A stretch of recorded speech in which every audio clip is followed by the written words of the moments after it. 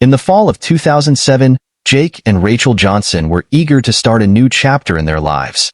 The couple had bought a charming old house in Portland, Oregon, built in the 1920s.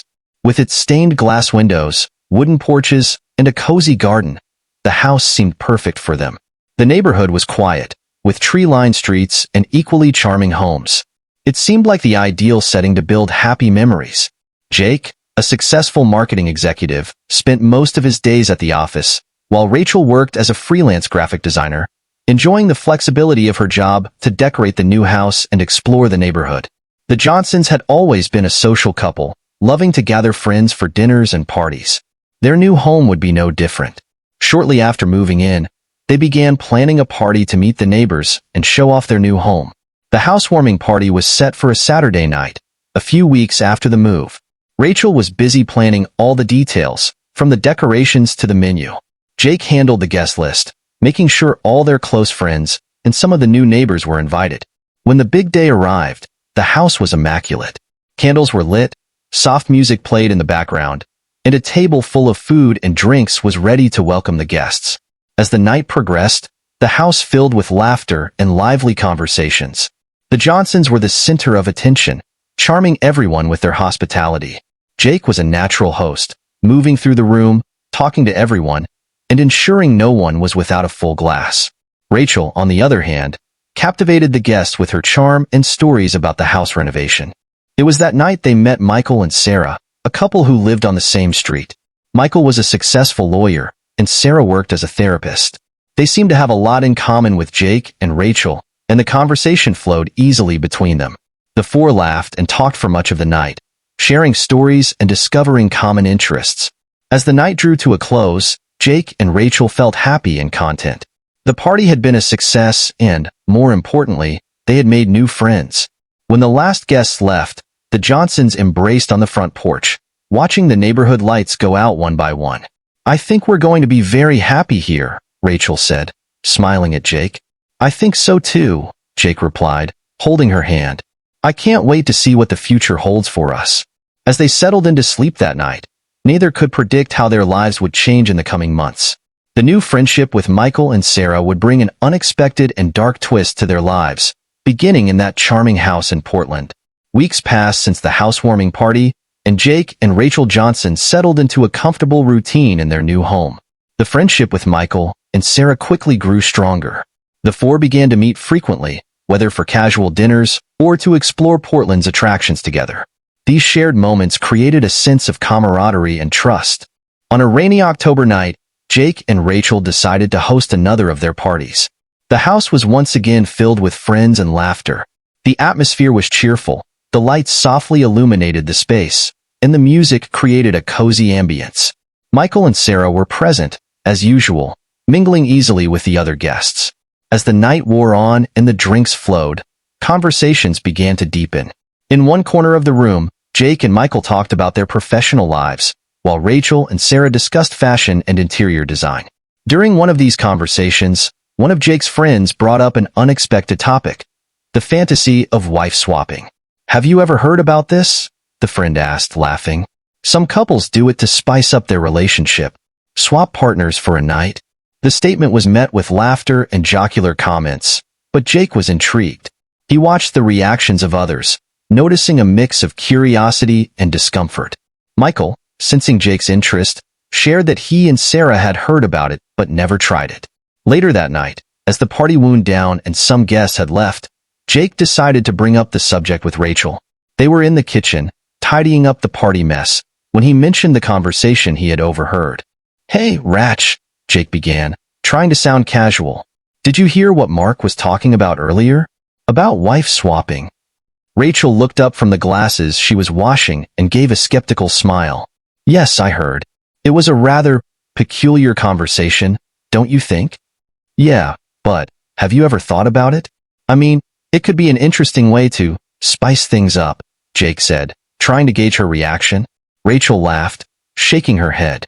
"Jake, seriously? That sounds ridiculous. I don't see how that could be a good idea." Jake shrugged, trying not to look too disappointed. "I just thought we could explore something new, you know? Get out of the routine." Rachel didn't take Jake's suggestion seriously that night, but the idea lingered in the air. Jake, however, wouldn't let the matter drop so easily. In the following days, he continued to mention the proposal casually, insisting it could be a fun and consequence-free experience. "Jake, I really don't know," Rachel said on one of those occasions, feeling increasingly pressured. "It seems wrong in so many ways."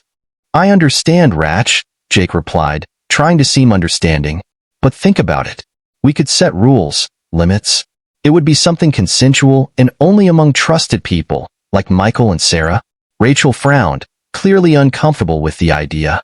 However, Jake's persistence began to wear down her resistance. She loved Jake and wanted to see their marriage thrive, but the proposal seemed to cross a line she wasn't willing to cross. Finally, on a particularly quiet night, Rachel gave in. Sitting together on the couch, she looked at Jake and sighed. "All right, Jake, let's try it. But just once, and only with Michael and Sarah. If anything goes wrong, we stop immediately." Jake smiled, kissing Rachel's forehead. "Thank you, Ratch. I promise everything will be fine." The decision was made. What started as an innocent and curious suggestion was about to turn into something much more complex and dark. The next step would be to talk to Michael and Sarah and see if they were willing to join in this adventure. As the days passed, Jake continued to pressure Rachel about the fantasy. Eventually, she gave in, more to please Jake than out of any real interest. They began to attend more exclusive parties and met couples who were already into wife-swapping. It was then they met Michael and Sarah, a couple who seemed perfect to fulfill this fantasy. What began as a consensual game soon turned into a dark obsession for Jake. He became increasingly involved with Sarah, ignoring Rachel and her growing concerns. Rachel began to notice changes in Jake's behavior as he became more aggressive and controlling. Feeling abandoned and used, Rachel confronted Jake. The argument was intense, with accusations and resentments from both sides. Jake insisted that wife-swapping was what kept their relationship interesting, while Rachel saw it as the destruction of their marriage. Determined to save what was left of their marriage, Rachel proposed they stop seeing Michael and Sarah and try to rebuild the trust and intimacy between them. Jake, however, was too involved to back down. The situation worsened when Rachel discovered that Jake and Sarah were seeing each other in secret, even outside of the parties. On Halloween night, everything came to a head. Jake hosted a party at their house and, during the party, Rachel caught Jake and Sarah in an intimate moment. In a fit of rage, Rachel confronted them both in front of everyone. The argument spiraled out of control, and Jake, driven by anger and shame, violently attacked Rachel. The neighbors, alarmed by the screams, called the police. When officers arrived, they found Rachel unconscious and severely injured. Jake was arrested on the spot. Rachel was taken to the hospital, but did not survive her injuries. Jake was convicted of homicide. What began as an attempt to spice up a relationship ended in irreparable tragedy. The story of Jake and Rachel Johnson serves as a dark warning about the dangers of getting lost in desire and obsession, showing how fantasies can turn into nightmares when boundaries are crossed. Carrington, North Dakota, January 2011. Snow covered the streets, and the cold wind cut like a razor. The small, quiet town was where 17-year-old Sarah Mitchell went to spend her winter break at her Uncle Jack Parker's house. Jack, 45, lived alone in an old, isolated house on the outskirts of town. He wasn't very sociable, known for being reserved and somewhat eccentric. However, Sarah always got along well with her uncle, finding his peculiarities interesting. On the night Sarah arrived, the house was especially gloomy. Jack seemed nervous, but he attributed his behavior to the intense cold. "It's just the winter, Sarah. It makes me a bit irritable," he said with a forced smile. In the first few days, everything seemed normal at Jack's house. Sarah enjoyed reading, watching movies, and exploring the old house, which was filled with antique furniture and rooms full of history. However, as the days went by, she began to notice strange things happening around her. One night, while Sarah was reading in the living room, she heard a loud noise coming from upstairs.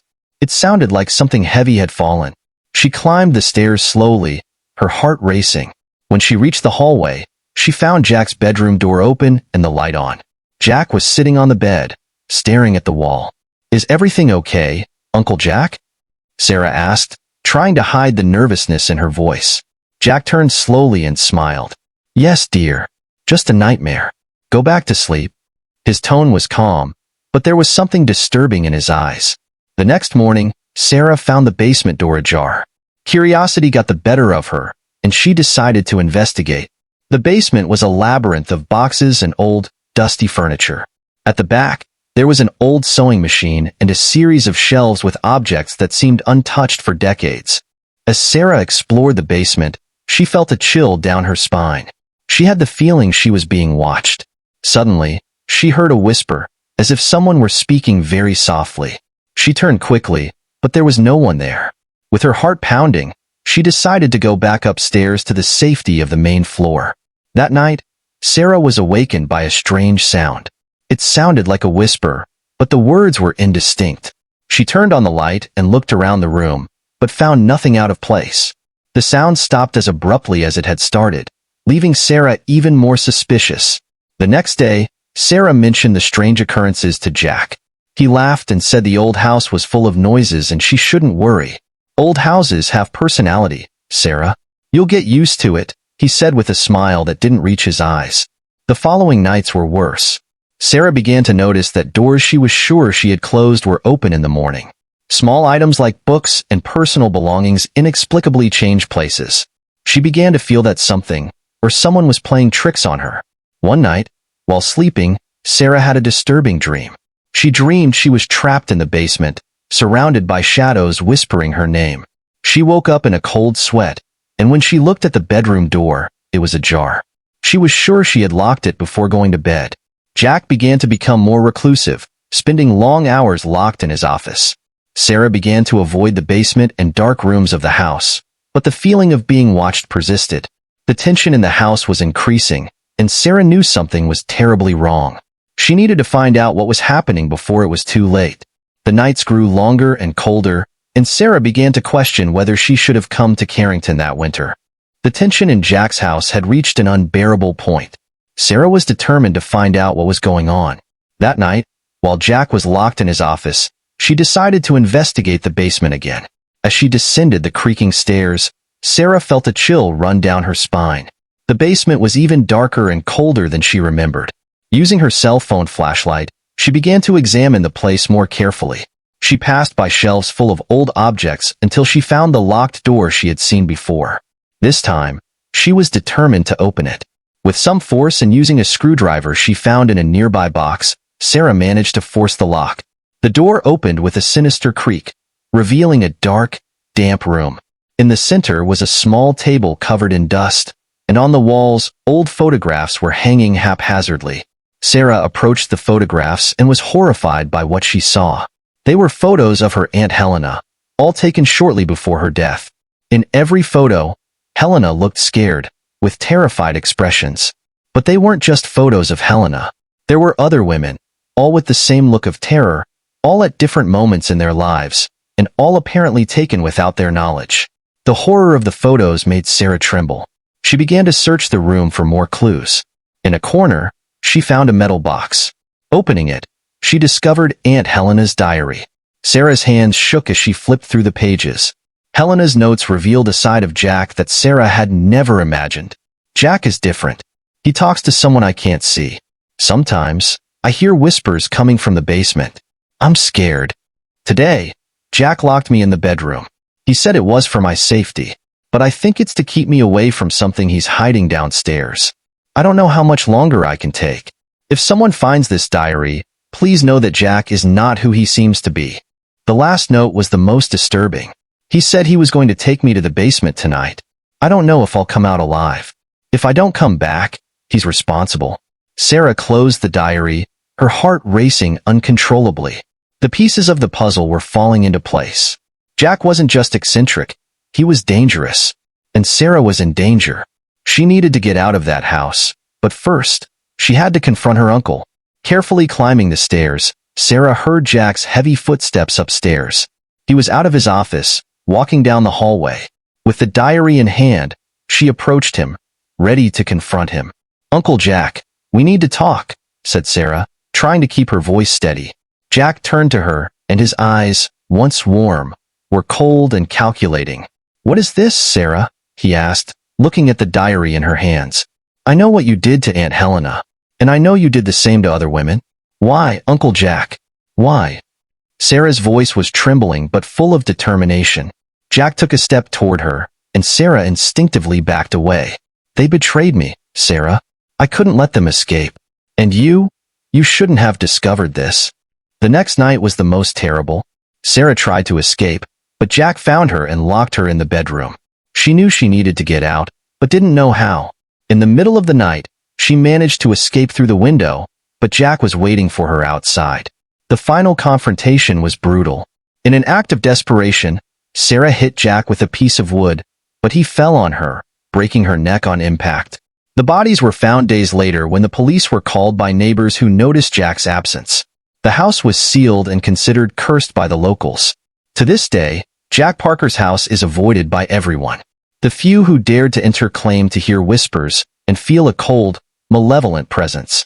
The story of Sarah and Jack became an urban legend in Carrington, a dark reminder of what might be hidden behind closed doors. March 15, 2022, started as an ordinary day in the serene town of Cedarville, Ohio. Nestled in the heart of the Midwest, Cedarville was known for its tight-knit community and picturesque landscapes.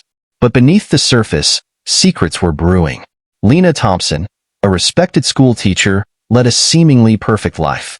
However, she was entangled in a secret affair with a younger man, Michael Reed. Michael, 25, was her stepson from a previous marriage. Their illicit relationship was risky, but Lena couldn't resist the allure of forbidden love.